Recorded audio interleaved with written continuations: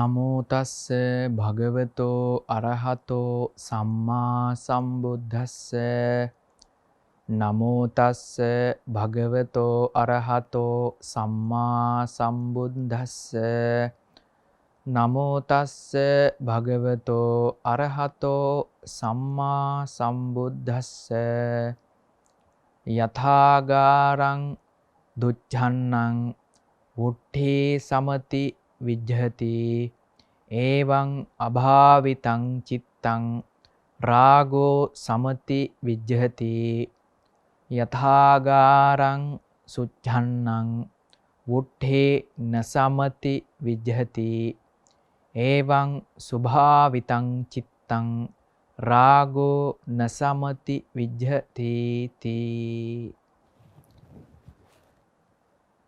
I warmly welcome all of the Dhamma friends, sisters and brothers for today's Dhamma talk.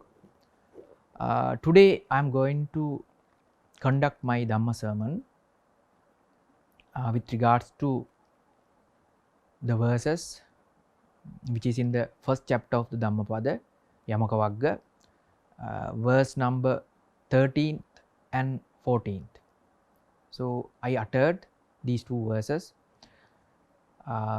Before we begin the explanation, we begin the talk, I would like to give you a small explanation, small and brief introduction about these two verses. The verses, it says, the number 13 verse, it says, Yathagarang duccannang. That means, as usually, Buddha has used so many similes. Yatha agarang duccannang. Suppose there's a home, there's a house, and in that house, if the roof of the house not well thatched or well covered, that is the meaning of yathagarang duccannang. Vuddhi samati vijjati. Vuddhi mean when rain comes, samati vijjati, it easily penetrates into the house. When the water penetrates inside the house, it will cause so many damages to the equipments and goods and items in the house. It will get damaged because of the water. So similarly, yathagarang duccannang vuddhi samati vijjati. Water will penetrate. If the house roof is not well covered or thatched, so the water is seeing through the roof and penetrating the roof and comes inside the water. Evang abhavitang chittang rago samati vijjati. In a similar way, if there's a mind, if there's a person having a mind without practicing, that is the meaning of abhavitang. Without practicing, abhavitan chittang rago samati vijjati. So that kind of a mind easily penetrated by the lust or the defilements. So that is the meaning of the first verse. And the verse number 14, it says, yathagarang succannang vuddhi nasamati vijjati. If there's a house, a roof is well thatched, well covered, at that time when the rain comes, rain cannot penetrate inside of the house. Similarly, there is a follower, there is a practitioner or a disciple who practices Dhamma well, both Samatha and Vipassana well. So he has developed his mind. Evang subhavitang chittang, meaning that he has developed the mind with Samatha and Vipassana. Rago nasamati vijjati. That mind, unpurchable, undisturbable, because raga or the lustful thoughts cannot arise within the mind of the one who has practiced samatha and vipassana well. So that is the meaning of the two verses. And let's talk about the story which behind these two verses. The story relates to the Bikku named Nanda. Nanda Bikku, before he became a monk, was known as Prince Nanda. So as our great teacher Supreme Buddha. Before he became enlightened, he was known as Prince Siddhartha. So this Prince Nanda was a close relative of the Buddha. He actually he was a step brother of the Prince Siddhartha. King Suddhodana had two wives. First wife is wife known as Maya Devi. The second wife, her only sister, known as Maha Prajapati. So Maya Devi given the birth of our great teacher Supreme Buddha Prince Siddhartha, and this Maha Prajapati queen gave the birth to this Prince Nanda. So that's why I said Prince Nanda was the step brother of the Prince Siddhartha. So eventually our great teacher Supreme Buddha as Prince Siddhartha spent 29 years of life of laity with luxurious upbringings, and after 29 years he has done the great renunciation, Mahabhinikkamana, because as the king, by having all the comforts, all the relatives, he did the great renunciation. It's not a general renunciation. It can be done only by the great beings like the Bodhisattva, because he has the prominent the highest attainments his lives. He was able to control whole universe. That's why in Pali it is says Sakwiti Raja, that means the universal monarch. He had committed so many wholesome deeds throughout the samsaric journey, and he had perfected lots of paramitas. So he fulfilled with lots of merits. So that's why he got all the comfort. So leaving behind all of them is not a simple thing, it's a very hard thing. So our Prince Siddhartha has done it. So that's why the renunciation of his all the possessions known as Mahabhinikkamana, or the great renunciation. So at the age of 29 our Prince Siddhartha has done the great renunciation, and after spending 6 years by practicing in so many ways, he tried to discover the Buddhahood, the enlightenment, the ultimate peace, complete satisfaction. We can give so many meanings for the word Nibbana or the enlightenment. So somehow after 6 years time, Prince Siddhartha achieved the Buddhahood and he became the Gautama Buddha. So after gaining the enlightenment as the Buddha, then he spent another 1 year without going back to the hometown. And during that time, our great teacher's father, King Suddhodana, has sent numerous messengers by asking Buddha has to visit his hometown, and all of them, without passing the message to the Buddha, they just heard the Dhamma and they became monks.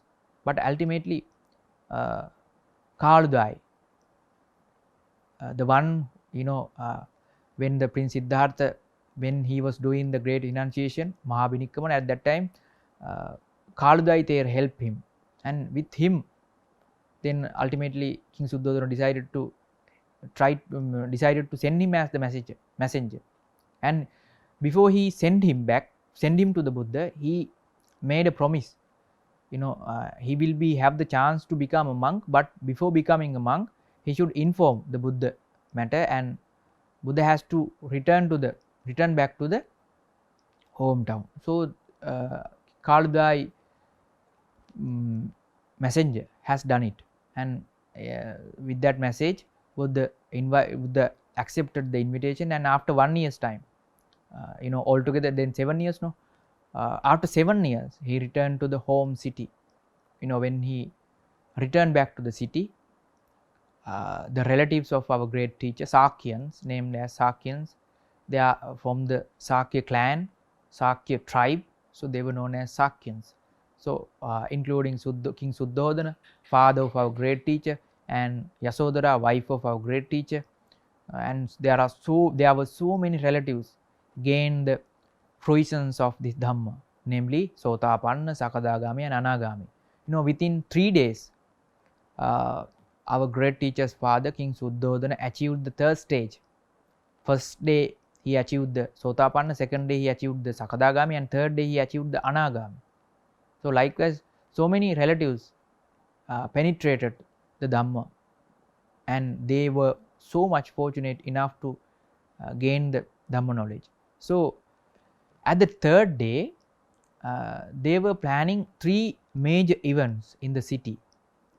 Since Prince Siddhartha has become Buddha, there were no one. There were no one to rule the country. So they decided to have the coronation of Prince Nanda as the king. At the same day, they were planning to have a wedding ceremony of the Prince Nanda. Prince Nanda were about to marry a beautiful woman named Janapada Kalyani. The meaning of that Janapada Kalyani, she was the prettiest woman in that city. That's why she named as Janapada Kalyani. The meaning of that, the prettiest woman in the town. So the wedding ceremony was also about to happen, and at the same day they were built a new palace, and opening ceremony of that palace also due to happen. So these 3 events were to happen, and the same day they were planning to offer a great dana to our great teacher, and with our great teacher at that time there were 20,000 enlightened beings. So they had these events. So after all these events, these relatives of the Buddha, Sakyans, have offered dana for the Sangha and the Buddha. After that arm ceremony, Buddha handed over his alms bowl to this Prince Nanda, and Buddha just began to returning back to the monastery. As usually Buddha used to take back the bowl from the owner of the house, but this time Buddha didn't take back his alms bowl.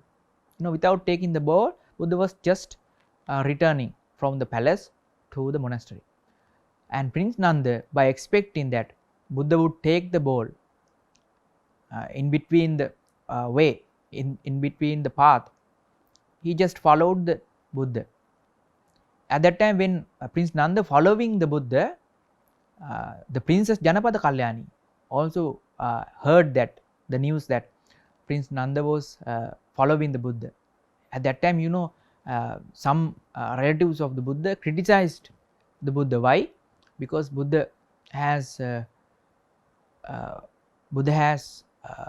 ordained so many princes in the Sakya clan. So Janapada Kalyani heard the news that Buddha was going to ordain Bikku Nanda too.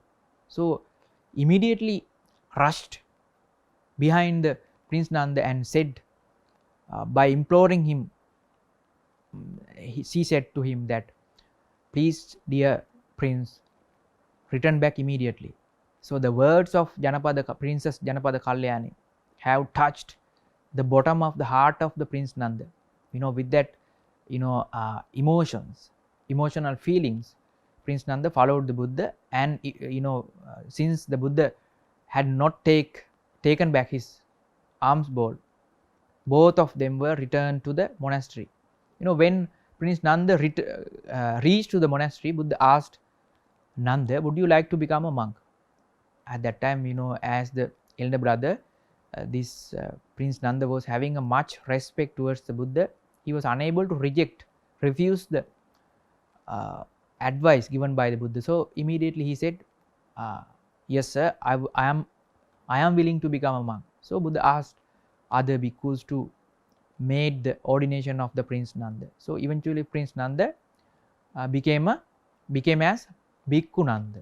So after that event, after a few days back, all monks, including our great teacher, returned back to the city from Kapilavatthu, the Buddha's hometown, to the Jetavana city, all bhikkhus and Buddha returned back. When Bhikkhu Nanda was staying in that Savatthi as a bhikkhu, he was unable to perform any kind of monkhood duties because he was keep recalling about the Princess Janapada Kalyani, the words she uttered to him. So, but now since Buddha has advised him, he was unable to even reject that opportunity also. So, he said to other fellow monks that he didn't have any interest towards the monkhood. So, eventually the words of this Bhikkhu Nanda eventually arrived to the Buddha, and Buddha asked Bhikkhu Nanda to come and meet him. At that time Buddha said, is it true that you are not having any interest towards the monkhood? Then Prince Nanda said, yes Bhante, dear Venerable Sir, I don't have any interest. I want to return to my lay life, and I want to become a king, and I want to marry that Janapada Kalyani. So at that time Buddha, with his supernormal psychic powers, Buddha accompanied this Prince Nanda through a burnt down jungle. There was a jungle burnt out with fire. So in one of the tree there was a female monkey burnt out and just hanging on the tree. Prince Nanda noticed that, and after that event both of them were with psychic powers. Buddha accompanied this Bhikkhu Nanda to the Tavatinsa celestial world, Deva world. So in that Deva world, Prince Nanda could observe most prettiest, so many beautiful celestial nymphs or the angels. So at that time Buddha asked from Prince Nanda, what do you think? Who are the most prettiest one? Whether these celestial angels or that the Janapada Kalyani? So then Bhikkhu Nanda said to Buddha, Venerable Sir, with compared to these celestial angels, it can feel me like these Janapada Kalyani is like the burnt out female monkey.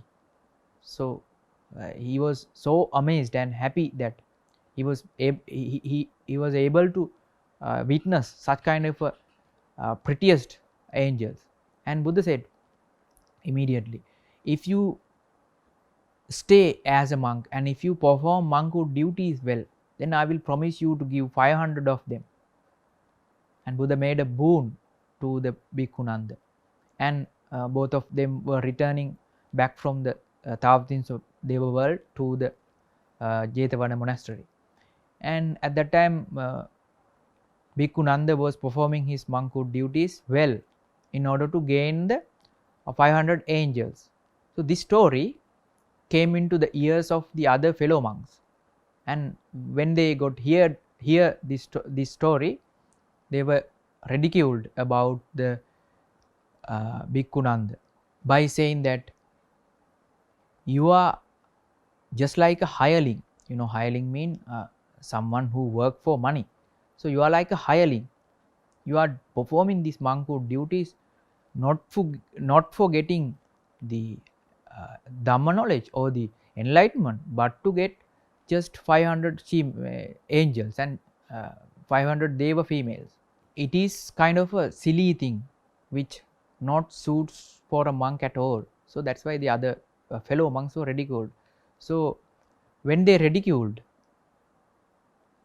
Bhikkhu Nanda felt so much ashamed and embarrassment within himself, and he was so determined that he was trying to do much meditation. He was so much striving to understand the Dhamma, and somehow within no more time he gained the enlightenment. So after the enlightenment he went back to the Buddha and informed about his achievement, and asked the Buddha, Venerable Sir, please relieve yourself from your boon, that the promise that you made, now you are released.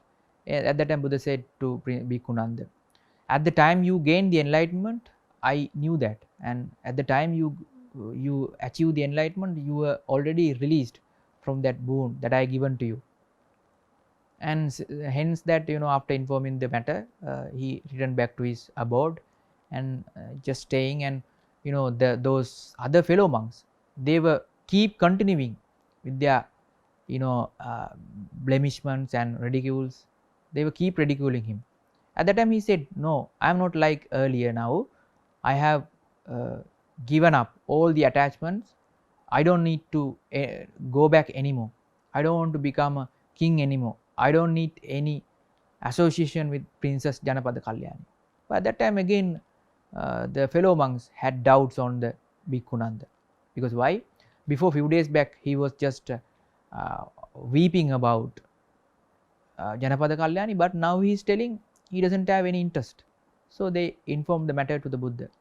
At that time, Buddha, our great teacher, uttered these verses by saying, යථාගාරං දුච්ඡන්නං බුද්ධි සමති විජ්ජති එවං අභාවිතං චිත්තං රාගෝ සමති විජ්ජති යථාගාරං සුච්ඡන්නං බුද්ධි නසමති විජ්ජති එවං සුභාවිතං චිත්තං රාගෝ නසමති විජ්ජති යථාගාරං දුච්ඡන්නං.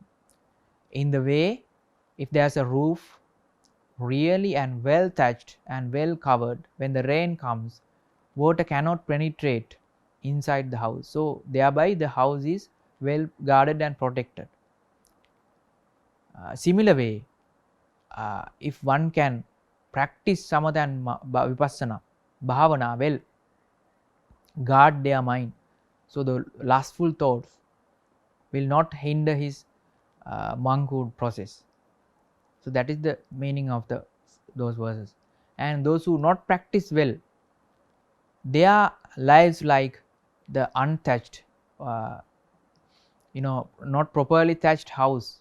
Similar, if the roofs of the house not well thatched and properly covered, when the rain comes, water easily penetrate through the house and it will damage all the inside goods and items.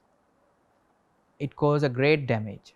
Similarly, when we are practicing Dhamma, if our mind cannot well guarded through samatha and vipassana, the same thing will happen to our mind. We cannot find the peace and happiness which we are trying to take from this Dhamma. So it is important to practice samatha and vipassana well. It is like when we are having it is like something, we are having a well roof house. It is very safe when the rain comes. Similarly, at the any kind of lustful thoughts or any kind of defilements, any kind of problems arises into our lives, if we can maintain a life with samatha and vipassana, we can maintain our mental peace. So with that, let's talk about something on samatha and vipassana. Especially, dear Dhamma friends, we can do samatha because we know the most prominent defilements which we can see in our minds are namely lobha, dvesa and moha. Lobha means the attachment or the lust, desire, craving. Dvesa means anger, ill will, enmity, vengeance, such kind of defilements we known as dvesa. Moha means illusion, without seeing the reality. Ignorance, we can known those as ignorance as well. So not knowing the truth. So in this Dhamma, it said, when you talk about raga, it is a alpa savadhyaya and then the viragi. That means raga or the lust is a thing like when we are having the lust, the damage will happen to our mind is lesser than the anger, lesser than dvesa. That's why it said alpa savadhyaya.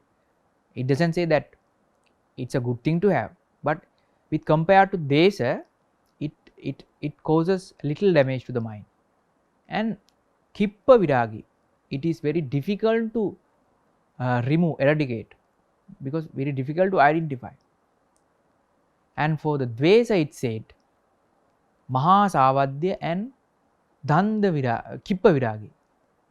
So Maha Savadya means when anger arises within our mind, it will cause us huge damages. So you know that the great sins, there are greater 5 sins known as Pancha Anantariya Papa Karma. That means 5 great unwholesome deeds are there. You know, trying to kill the Buddha, you know, by trying killing the Buddha, if we shaken the blood of our great teacher Buddha, that will be a great unwholesome deed. And if one kills the mother, kills the father, and kills an arahant, and if one tries to do a schism on the sangha, or the dividends of the sangha, that will be a great 5 unwholesome deeds. So all those 5 great unwholesome deeds performed with dvesa. That's why it said dvesa is kind of, it's a maha savadya, mean it causes great damages. But kippa viragi, it can be easily identified, and we can easily eradicate it. I mean, with compared to the raga, it is easy to subdue. But you know, moha, it is the maha savadya, mean when moha, ignorance, or the avidya, not knowing the true reality, is the maha savadya, mean it causes greatest damages. And also it is danda viragi mean it is so much hard to eradicate, given up. Why? Because it is so subtle, it cannot even understand. So that's why when so people, you know, they do much samatha meditation. So when they do sati, when they do anapana sati, or when they perform any kind of meditation, of course they can for a limited period of time we can have a happy life, but we cannot find, you know, continuous, persistent, consistent happiness we cannot found only through the samatha. So that's why vipassana is important. So to understand what the real vipassana is, we need to understand what is Four Noble Truths, and also what is the 3 marks of existence, namely anicca, dukkha and anatta. That means impermanence, unsatisfactory nature, discontentment, you know, suffering, you know, for the lots of derivation available for the word dukkha, and anatta, the nature of non-self. Now all of us, including all the beings, have a thought, have an attribute within the mind that I myself is there, this is myself, this is me, this I, these are mine, this body is mine, these possessions are mine, and I have soul. Like that, there are some, you know, such kind of thoughts are stuck within our mind. So that is the part of illusion or the ignorance, as I said, avidya. So it's a, that is the main cause of happening each and every if you find the true causes for your unsatisfaction, if you suppose if you are suffering any kind of life situation, if you are experiencing any kind of difficulty, suffering, discontentment, unhappiness, the first cause is ignorance. So that's why we need to understand these basic Buddhist principles when we are going through these kind of teaching, like as I said, 3 marks of existence, anicca, dukkha, anatta, and 4 noble truths, and also the 5 aggregates, 6 sense bases, and also 18th elements. When we begin to have the vipassana knowledge, vipassana means not something you know, supernatural. It is just seeing the things as they are, seeing the reality as it is. So all the things, all the objects which appear within our mind, and also all the things which we can observe in this world, they having the nature of just appearing and disappearing. So we have to understand that. So when we to understand that, we need to have the we need to go through this Dhamma and study about these things. Then we begin to have the Vipassana knowledge. So as Buddhist, that is the most important part, not just doing samatha.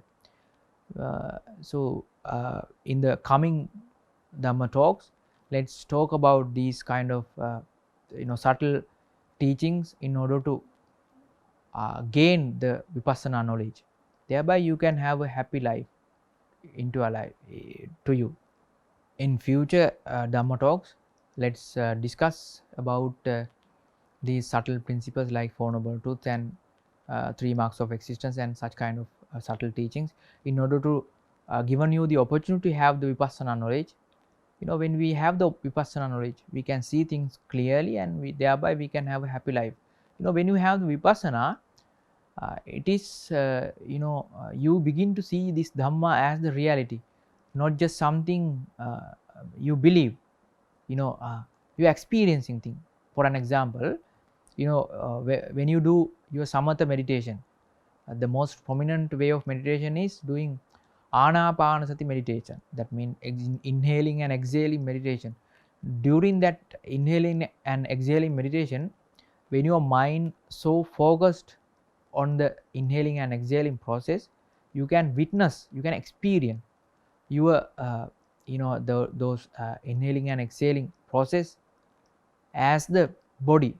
It said aswasa paswasa kaya. So the meaning of that is without doing any meditation, for sure that you do possess a body, physical body. So you are not believing in that, you are experiencing that. And similarly, when you are doing the inhaling and exhaling meditation, you begin to experience the process as the body. At that time you don't feel about your physical body, you feel only your inhaling and exhaling process. But it begins to notice only when you are doing that meditation only. But just think about your life, at the moment you born to this world and up to the end of this life, all the moments you are having is the inhaling and exhaling process is already going on within yourself, but you are not noticing that. Why is that? Because you are not putting any attention towards it. So that's why you are not noticing that. So when you notice it, you begin to understand, you begin to see that, you begin to experience that. So when you experiencing that, in there is nothing to believe. Similarly, when you have that Vipassana knowledge, and when you do Vipassana meditation, you experience the reality of the life, reality of the world. That's why when you have the real Vipassana, you are totally aware of the reality and aware of your lives and day-to-day situations and each and everything. Then you can know for sure the perfect happiness you can experience. That is the way of giving. That's what we have taken from this Dhamma. So within coming series, let's talk about these basic principles, and it's our duty as a monks to share these knowledge with you and provide you the chance of getting that happiness into our lives. So with that, we have arrived to the end of this Dhamma talk. I would like to share all these merits, especially to my teachers and all the gods and beings and all the beings who likes to share these merits. May they share these merits and may they have a happy life. May they be well, be happy and be at peace. And also all of the Dhamma friends who attend to this Dhamma talk also get the blessings of infinite triple gems, and may they share these merits. And every one of you be well, be happy and find the ultimate peace with the Buddha, Dhamma and the Sangha. Ultimately, may all of you be able to attain the supreme bliss of Nibbana. අභිවාදන සීලිස්ස නිච්ඡං වද්ධහා පචායිනෝ චත්තාරෝ ධම්මා වඩ්ඩන්ති ආයුවන්නෝ සුඛං බලං ආයු ආරෝග්‍ය සම්පatti සග්ග සම්පatti මේවච අතෝ නිබ්බාන සම්පatti මිනාතේ සමිජ්ජතු.